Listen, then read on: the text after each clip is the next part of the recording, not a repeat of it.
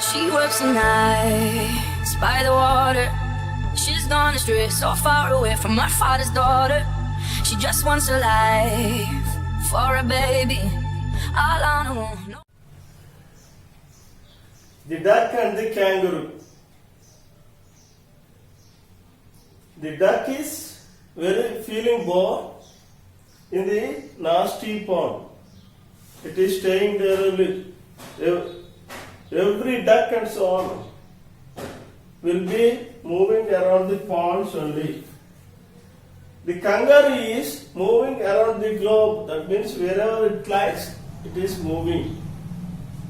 But whereas this life is very different from the duck's life is very different from the kangaroo. So it requested, I am feeling very bored staying in this nasty pond. You are very great, jumping over the fields, over the water, hoping very graciously. Like that, the duck had praised him. The kangaroo. Now, the kangaroo is accepted the request, and there are some restrictions. What are those? You should have one pair of posted socks, a clock on your body, and a cigar. I will take like that. It has accepted. So, in the first stanza, if you go through, said the duck to the kangaroo, good gracious, how you hope over the fields and the water too, as if you never would stop. You are happily hoping. Hope means jump. Hoping over the fields, over the water, as if you never would stop. Continuously, you are moving like that. My life is a bore in this nasty pond, and I long to go out in the world beyond, wherever we cannot. There also I would like to move. So, can you take me wherever you go? Like that, duck is requesting this move. Kangaroo. Like that. Now, I wish I would hope like you. I wanted to hope how you are hoping and so on. Said the duck to the kangaroo. The duck had told to kangaroo. Now, please give me a ride on your back. On your back. Please give me a ride, said the duck to the kangaroo. I would sit quite still. I will sit like that only. I don't do any disturbance for you. I would sit quite still and say nothing but quack, quack, quack. I will make only that sound. The whole of the long day through, all day long. And we would go to the D and the Jelly Bolly. D and the Jelly Bolly, in the sense, it is the wonderful place imagined by the poet. So like that. And we would go to the D and the Jelly Bolly. There, the wonderful place we shall go.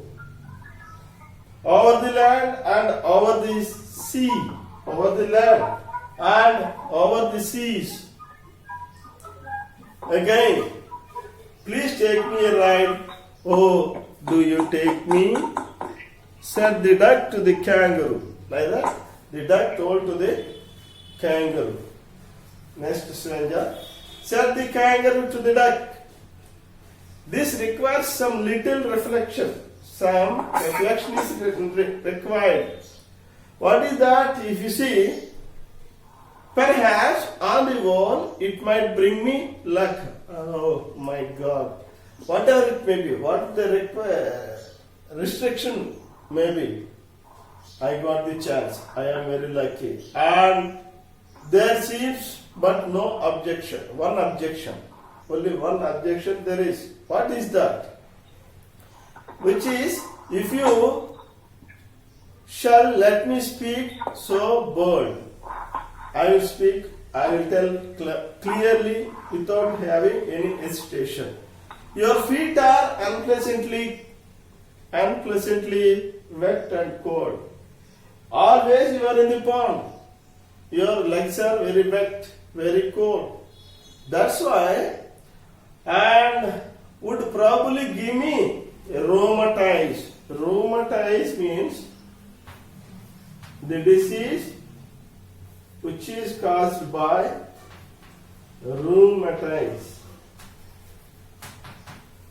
The disease which is caused by the cold or sickness, said the duck. Said the kangaroo to the duck. Said the duck, oh, as I sat on the